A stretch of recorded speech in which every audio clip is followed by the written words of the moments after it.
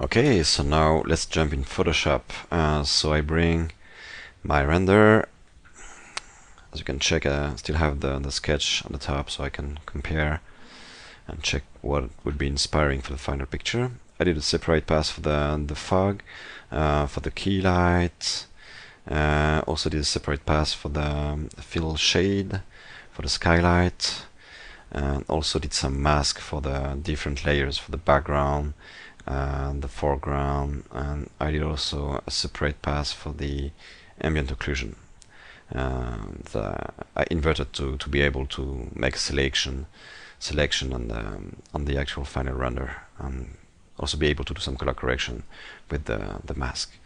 Okay, so I'm going to separate the different layers. So I don't have one full plate for the render. I'm going to separate the foreground. Here you can see, so I have a better control when I will be painting over and doing all the different passes for the depth. So that's pretty useful. I could do before separate renders, but as I'm doing a still frame, I didn't care a lot. I'm not doing a camera projection, so it's really for the illustration purpose. So just separating the different parts, the different parts of the picture. All right. So now I'm going to bring a sky. It was a photo I did when I came back from a long hike in the United States, in Vermont, I think. Okay, so just copy this layer. I'm going to paste it on the background, just behind my castle, actually. So as you can see, I still don't have the mountain range, all the stuff. So I'm starting with the sky because the sky is really giving the light direction, the mood, and that's very important for the palette. So always start with the sky. It will give all the atmosphere. So basically, I have the right angle for the light. Still have to work a bit more on the light direction in the sky, but I could be also able to work with different layers on the sky. So bring some clouds, add more layers, more depth in the sky. So as you can see here, I'm adding a mask, so I will be able to look at the sky in the frame of the mountain range. I will have to do some adjustments in the levels here, because the sky is really too contrasted, as you can guess. Okay, just playing with the mid levels and the blacks, rating the blacks. Okay, yeah. Also, it's pretty useful to unlink the mask and the layers, so you can keep the shape of the mask while you're editing and moving your layer. So I always do that, keeping a separate mask for the layers. So now I can move the sky in the background, adjust the position.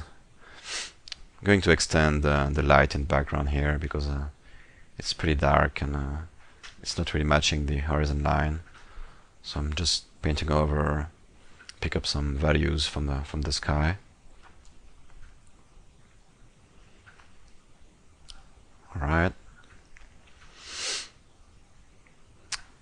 So now I would like to add a different layer on the sky on top of this one. So I like the shape of this cloud. I took this picture on my rooftop, and it was after a storm. So I think I'm gonna use a part of this picture in my background. Just scale it down and adjust the position in the background. Flip it.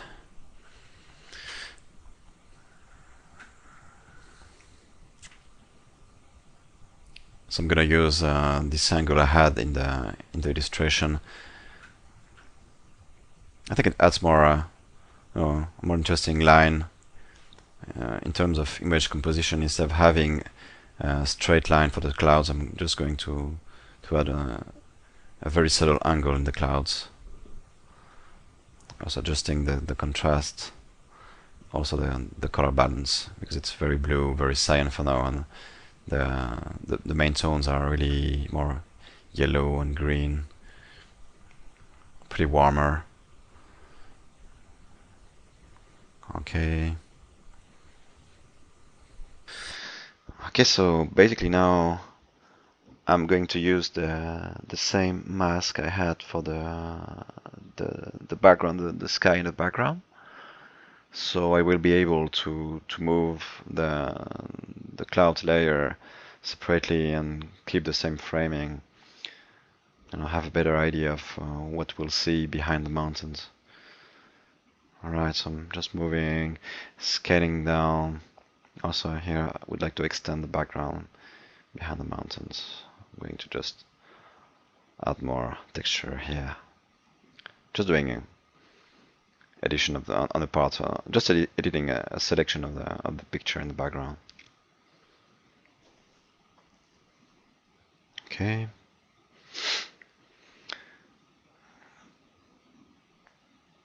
But I would like to, still see the sky I have in the background. So just going to separate, the channel of the clouds to be able to just block the shape of the cloud in the mid distance in the sky. So I'm going to play with the red value here. You can really read the shape of the cloud. So just selecting the red channel and using that as a selection for an alpha channel. Now I'm inverting it and playing with the levels to add more contrast and be able to separate the actual shape of the cloud, adding really more contrast. And the cloud should be really, really white, and the sky will have to be pure black. So I will have to play with selections and get rid of the sky.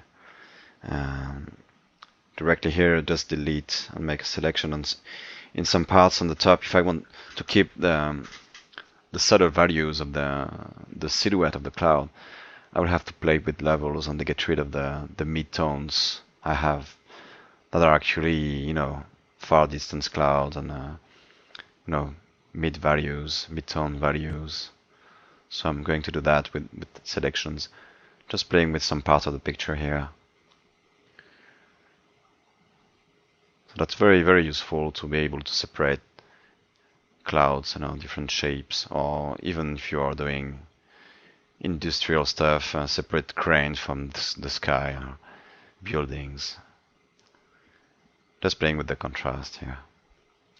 Okay, so now I have a selection. I'll be able to delete the sky that is, in the background, and just keep the cloud. So I'm gonna play now with the cloud on the top of the sky.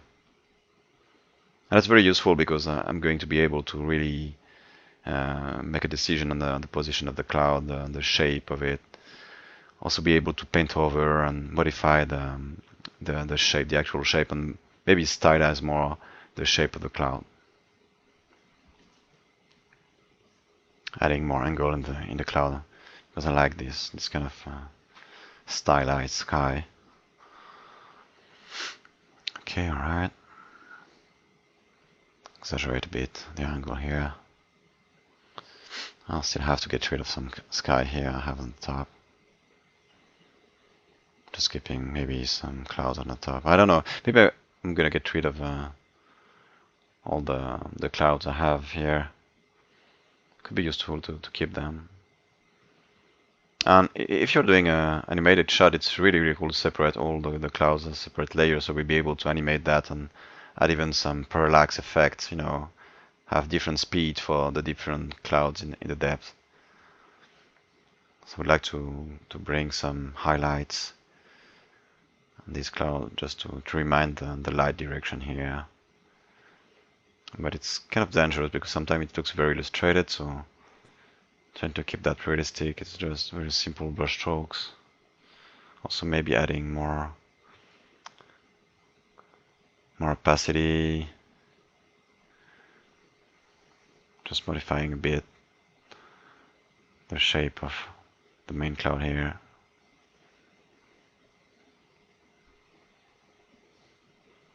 So I like the idea of having a cloud that is a bit stylized and doesn't have a purely realistic shape, so just painting over and get rid of this part. I don't know, just playing with the shape here. And the cool aspect of that is that I still have my sky in the background and not, destroying everything. Just playing with the layer. Right.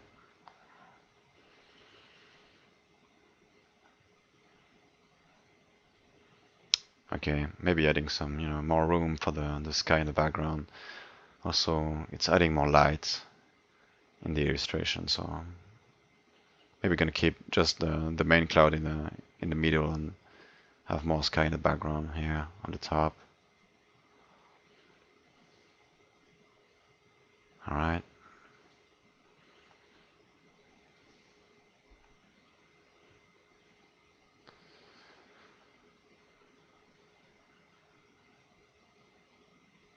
Okay, so still here you can see, yeah, I did a very hard cut, so I can still add some clouds in the far distance, move the layer. I don't know yet.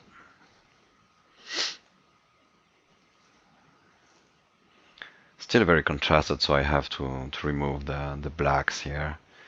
Have to push back this cloud shape here in a far distance, raising the blacks.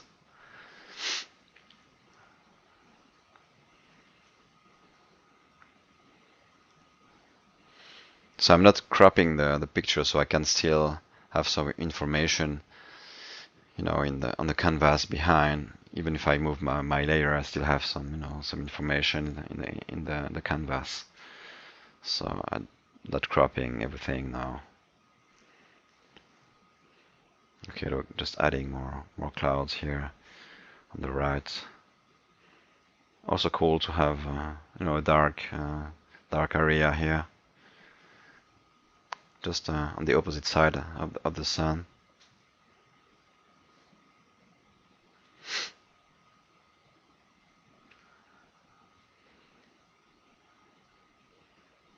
All right.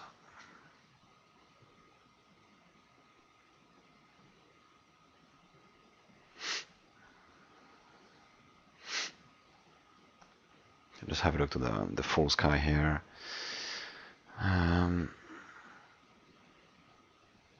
I will still need to paint over everything here, add more atmosphere, because it will be helping also to blend the different layers together and have more light in the sky.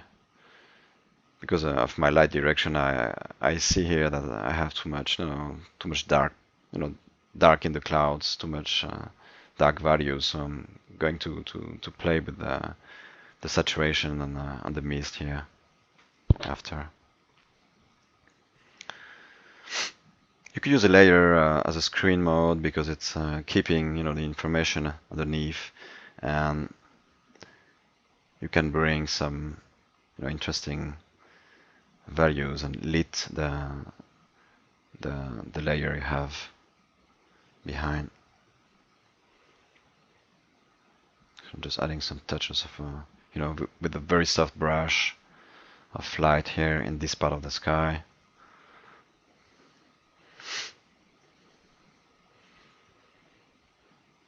Also, as you can see when you take a picture of the landscape, if you have a good exposure on the land, sometimes the sky is really overexposed and you don't see anything in the sky. So I think that the sky could be really bright here, as we have a lot of information in the shadow and in the landscape.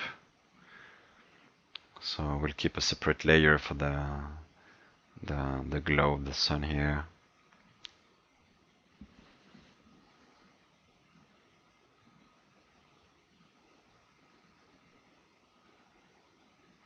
Still have some very bright white values here it's for the, I think it's from the sky in the background.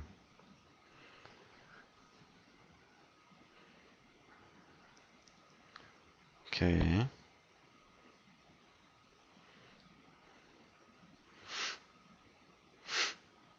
So I would like maybe the idea of adding a darker value behind this cloud. So I'm going to paint something maybe more saturated and less bright.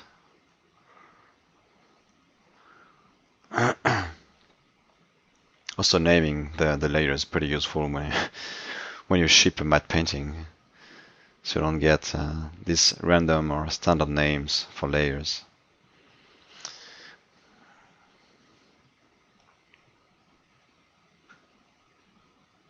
Okay.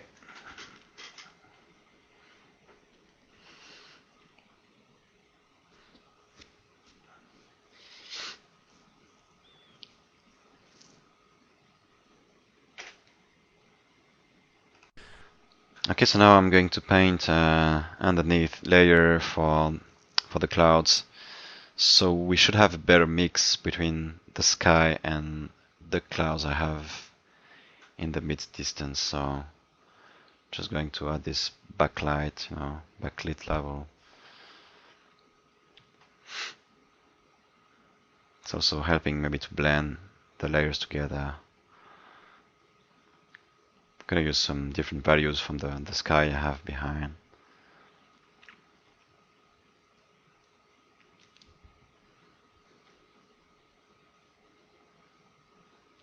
Just adding more atmosphere also in the background.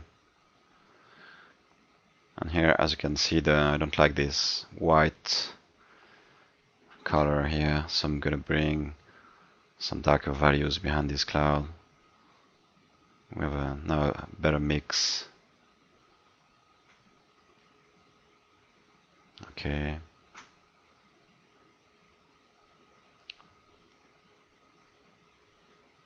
So now we still have too much contrast on the 3D render. So I'm going to import the layer, separate layer I did, the mask I did for the fog. I'm creating a new layer now, and I will be doing the mask with the selection I had for the fog. I'm going to fill the new layer with a color I pick up from the sky, and put that over my painting. So I have this this fog. It is adding a lot of atmosphere. Now it's pretty opaque, so I have to play with the levels on my mask, so we'll be able to adjust the distance I want to have for the fog, for the mist. It's like really playing with the depth now. We have a really good control on that. And I'm going to use the opacity and the fitting just to decide how much, desaturation, how much depth I want to have in my picture here. Okay, all right. So we feel more of the atmosphere now. I need also a separate layer for the ambient occlusion. So basically, it's the self-shadowing, you have in the 3D. I'm going to use that, and also as a selection, separate selection, and copy paste the render and play with the levels. So I'm going to add more contrast very locally on the selection I did. So it's going to bring maybe some interesting shading in the render. Now adding more contact shadows and everything. All right.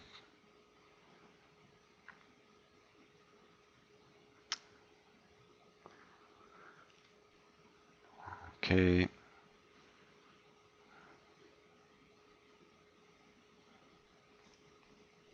Still have to get rid of some part of the cloud here in the background. It's not very clean for now, so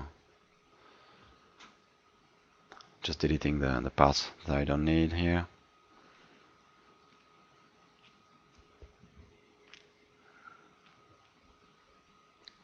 And finishing the shape of the cloud here.